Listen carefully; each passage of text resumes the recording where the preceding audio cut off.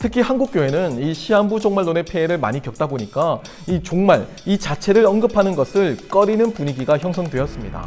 하르낙과 같은 자유주의 신학자들의 비판에도 불구하고 부활은 초기 교회부터 그리스도인 공동체에서 널리 고백되었고 선포되었습니다.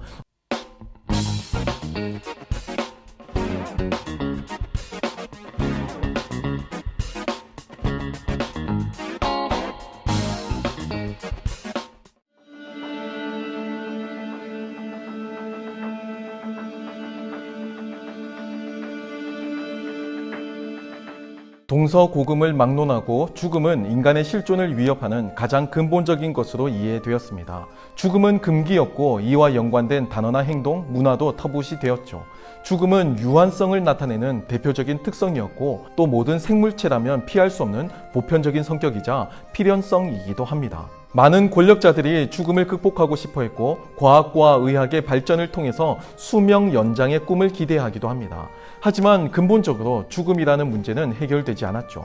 무의식에 묻어두거나 다른 형태로 관심을 돌려도 유한한 인간의 삶을 위협한다는 사실에는 변함이 없습니다.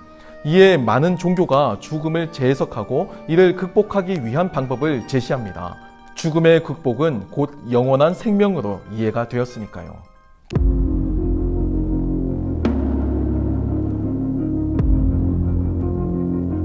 기독교도 예수 그리스도의 부활을 복음의 근본적인 내용으로 삼고 고백합니다. 하르낙과 같은 자유주의 신학자들의 비판에도 불구하고 부활은 초기 교회부터 그리스도인 공동체에서 널리 고백되었고 선포되었습니다. 오늘날보다 더 본질적으로 다루어졌는데요. 우리는 부활주의를 제외하고는 부활에 관한 내용은 종말론으로 미루어 놓은 상태잖아요. 특히 한국교회는 이 시한부 종말론의 폐해를 많이 겪다 보니까 이 종말, 이 자체를 언급하는 것을 꺼리는 분위기가 형성되었습니다. 하지만 중요한 것은 종말과 부활은 역사적 사실이고 실제라는 겁니다. 기독교 신앙 안에서 이 내용은 결코 약화되지 않았고 또한 약화될 수도 없죠. 심지어 많은 오해와 왜곡의 부작용이 우려된다고 하더라도 신앙의 본질이기에 양보할 수 없는 진리이기도 합니다. 오늘날 분위기는 실존주의적 경향과 함께 여기 그리고 지금에 집중하는 분위기가 강하죠. 그러다 보니까 부활 개념을 죽어서 가는 천국 정도로 탈역사화시키거나 하나님 나라의 급진적 해석과 같이 부활의 문자적 의미를 의심하는 입장도 생겨납니다.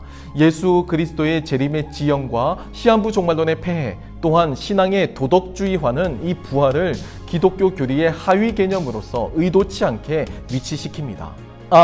여기서 말하는 부활은 단지 영혼의 각성이나 사후세계 이런 것을 말하는 것이 아니고 우리가 가지고 있는 이 육신의 부활을 말하는 거예요. 우리가 지금 가지고 있는 이 신체가 문자 그대로 부활한다는 것이죠. 육신 따로 영혼 따로 이 개념이 아니고 내가 나라는 존재가 있는 그대로 부활한다는 그 육신의 부활을 의미합니다.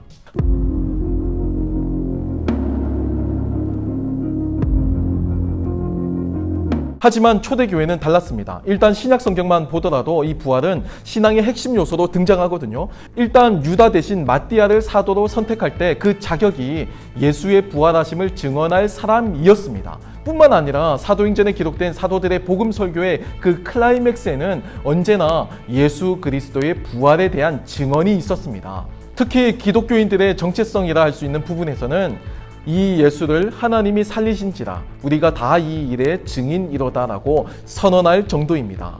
부활은 신앙이 종교화나 제도화되면서 생겨난 종교적 관념의 산물이거나 현재의 불공정한 현실을 고착화시키는 데 일조하는 이데올로기적 장치도 아닙니다.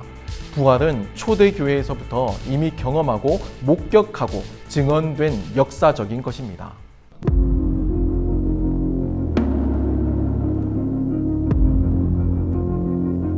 논쟁의 여지가 있지만 본래 히브리 민족의 역사 속에서는 이 부활이나 내세에 관한 구체적인 사상이 잘 드러나지 않는다고 봅니다. 이는 기독교 구약학자들에게서 더욱 분명히 표명되는데 역사적으로 비교적 뒤늦은 시점까지도 구약 성서 시대의 히브리인들은 부활, 특히 육신의 부활을 언급하지 않는다고 봅니다. 이는 구약 성경에서 인간을 어떻게 이해하는지를 먼저 보아야 하는데요. 구약 성경에서 묘사하는 인간은 몸과 영혼이라는 이 별개의 요소의 결합물이 아닌 아니고 하나님의 생기에 의해서 생명이 된 몸으로 이해합니다. 사람이 죽으면 몸은 땅에 묻히고 영혼은 분리되어서 내세의 세상으로 간다는 사상은 적어도 히브리인들의 사상은 아니라는 거예요. 하나님의 형상으로 지음받은 흙에 하나님의 생기가 들어간 존재인 겁니다. 따라서 고대 히브리인들은 인간을 하나의 통일체로 여겼습니다. 영혼이 몸에 갇혀서 살거나 몸을 수단으로 해서 기생하는 것이 아니고 영혼으로서의 몸이자 몸으로서의 영혼으로서 이해했죠.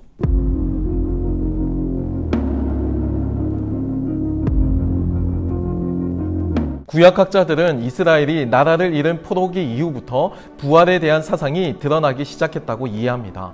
특히 선지자들의 묵시 사상 안에서 초월적인 세상, 이상적인 세상에 대한 기대감과 함께 발전되었는데요. 이사야 26장 19절이나 에스겔 37장 마른 뼈의 환상은 히브리인들의 그 부활 신앙을 어느 정도 잘 묘사합니다. 물론 다니엘서에는 훨씬 발전한 부활 사상이 등장하는데 구약학자들에 의하면 마카비 시대 이후 부활 사상은 유대교의 지배적인 사상이 되었다고 봅니다. 하지만 1세기 전후 유대교, 그러니까 예수 그리스도께서 활동하시던 시기 유대교는 여전히 부활에 대한 여러 견해들이 있었습니다. 예수님 당시 유대교의 한 분파인 사두개파 같은 경우가 대표적인데요. 당시 지배층이자 권력과 결탁했던 사두개파는 바리새파와 달리 부활 사상을 받아들이지 않았습니다. 또한 유대인들 역시 죽음 이후의 삶은 추상적으로 받아들이고 있었지만 이것은 사실 육체는 빠진 일종의 그 영혼 불멸과 같은 개념이었다고 보는데요. 이는 당시 플라톤 철학과 같은 헬레니즘의 영향이었을 것으로 추측하기도 합니다. 반면 바리새파는 육신의 부활을 믿었습니다. 톰 라이트에 따르면 바리새인들에게 부활은 단지 죽었다가 살아나는 것을 넘어서 일종의 총괄갱신 이론으로 이해가 되었습니다. 시공간 안에서 모든 것이 새로워지는 하나님의 거대한 드라마로 이해가 되었죠. 부활은 이 거대한 하나님의 드라마 가운데 일부일 뿐입니다. 에스겔의 마른 뼈가 살아나는 환상은 육체적인 부활을 넘어서 이스라엘, 나아가 피조세계 전반의 갱신을 담고 있죠.